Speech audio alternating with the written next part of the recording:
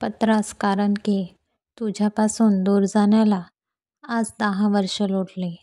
या मधल्या काळात माझ्याकडून किंवा तुझ्याकडूनही कोणत्याही प्रकारच्या संपर्काचा प्रयत्न झाला नाही. भेटीगाठीचा प्रयत्न झाला नाही. तेही बरे.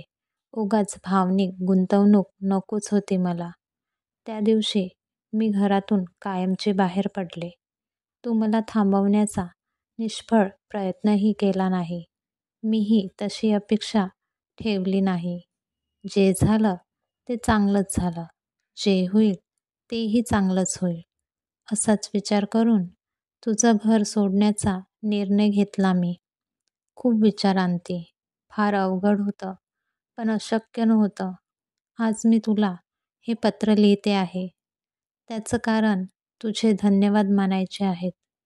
काल महिला दिनानिमित्त महाराष्ट्र शासनातर्फे आदर्श समाजसेविकेचा पुरस्कार मिळाला. तो स्वीकारताना तुझी आठवण तीव्रतेने झाली. कारण हा पुरस्कार केवळ तुझ्यामुळेच मला प्राप्त झाला आहे. तुला प्रश्न पडला असेल ना, या 10 वर्षात काहीही संपर्क नसताना तुझ्यामुळे मला पुरस्कार कसा मिळाला? तेच सांगते तुला. तू नसतास तर कदाचित माझ्यातील समाजसेविका कधी जागीच झाली नसती. मला घडवण्याची प्रक्रिया तू अगदी आपल्या लग्नाच्या पहिल्या दिवसापासूनच सुरू केली. तू पहिल्यांदा मला जेव्हा पाहायला आमच्या घरी आलास, तुझा रुबाबदारपणा पाहूनच मी तुझ्या प्रेमात पडले. पण म्हणतात ना, दिसतं तसं नसतं म्हणूनच जग फसतं. अन मीही फसले. अगदी माझे कुटुंबही तुझ्या गोड गोड बोलण्याने भुलले. फारसं जाणूनही घेता आलं नाही तुला. 1 महिन्याच्या अंतरावरच आपल्यावर अक्षदा पडल्या. अन मी गोखलेवरून मोहिते झाले. अन इथूनच सुरू झाला तो जीवघेणा प्रवास सुरू. लग्नानंतर आपण फिरायला महाबळेश्वरला गेलो. तिथेच पहिल्यांदा तुझं खरं रूप समजलं. तुला आठवत असेल कदाचित. आपल्यासारखंच आणखी एक कपल आपल्या हॉटेलमध्ये उतरलं होतं. अगदी बाजूच्याच खोलीत. माझा फोन चुकून रूममध्ये राहिला. तो आणण्यासाठी मी वर गेले. मला लॉक ओपन होईना. शेजारच्या खोलीतील तो माणूस त्याच वेळी बाहेर पडला. मी त्याच्याकडून मदत घेतली व लॉक उघडले.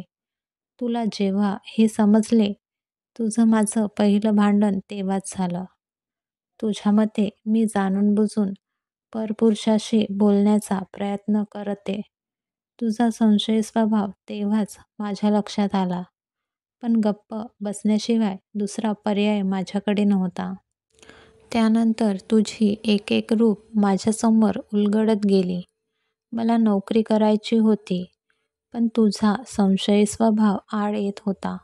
मी बाहेर जाईन, लोकांत मिसळेन, कामनिमित्त पुरुषांशी संबंध येईल आणि तेच तुला नको होतं.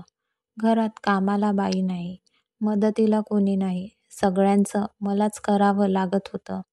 तुझ्याकडे कधी तक्रार केली तर उलट मलाच ऐकवायचास. जेवण बनवतेस म्हणजे उपकार नाही करत आमच्यावर. तुझं ते कामच आहे. आणि तसंही तुला आणली आहे कशासाठी? तुझं माझ्याप्रती काही कर्तव्य आहे याची तुला जाणीवच नव्हती. तुझं कुटुंबही तुला सामील. त्यांची तक्रार ऐकून तू माझ्याशी वाद घालायचास.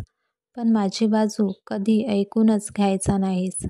लग्नाला 4 वर्ष झाली तरी पाळणा हलला नाही. दोष कोणातच नव्हता. तुलाही ते चांगलं माहीत होतं. डॉक्टर म्हणाले होते, मूल होईल, पण कधी ते सांगता येणार नाही. तुझ्या घरच्यांना नातवंड पाहायची घाई झालेली. त्यांनी तुझ्यासमोर दुसऱ्या लग्नाचा प्रस्ताव ठेवला. तू क्षणाचाही विलंब न लावता होकार दिलास. एकदाही माझा विचार नाही आला तुझ्या मनात. इतके दिवस मी सारं सहन केलं, पण माझी जागा कोणी दुसरं घेणार तो विचार सहनच नाही झाला मला. तू ज्या दिवशी मुलगी पाहायला गेलास त्याच दिवशी मी घरातून बाहेर पडले. आई-वडिलांकडे जाण्याचा प्रश्नच नव्हता. कारण इथून पुढे मला माझ्यासाठी जगायचं होतं. म्हणूनच माझ्या एका मैत्रिणीच्या ओळखीने मी एका अनाथ आश्रमात कामाला लागले. तिथे माझ्या राहण्याची, खाण्याची सोय तर झालीच, पण मला आई हाक मारणारी शेकडो मुले भेटली मला. त्यांच्यात राहून अशा अनाथ मुलांच्या विकासासाठी मी काम सुरू केले. आज माझी ओळख अनाथांची आई म्हणूनच आहे. या मुलांचं शिक्षण, ते लग्न सगळं मी पाहते. या मुलांनीही मला लळा लावला. तळागाळातील मुलांना शोधून त्यांची इथे योग्य सोय केली जाते. आज कित्येक वर्ष मी हे काम अव्याहतपणे करत आहे अन त्याचसाठी शासनाने हा पुरस्कार जाहीर केला. या पुरस्काराचा खरा मानकरी तू आहेस. तुझा संशय, सततचा होणारा अपमान मला अधिकाधिक खंबीर करत गेला. मला घरातून बाहेर पडण्याचा निर्णय घ्यायला तूच धीट बनवलंस. तुझ्याकडून मला जर प्रेम मिळालं असतं तर कदाचित मला हे शक्य झालं नसतं. कुटुंबालाच सर्वस्व मानत आयुष्य काढलं असतं. त्यामुळे तुझे शतशः आभार. मला कणखर, खंबीर बनवून माझं आयुष्य घडविल्याबद्दल अन समाजाला एक समाजसेविका दिल्याबद्दल मी तुझी अत्यंत ऋणी आहे. धन्यवाद. ही कथा आवडली असल्यास लाईक करा, शेअर करा आणि सबस्क्राईब करा. धन्यवाद.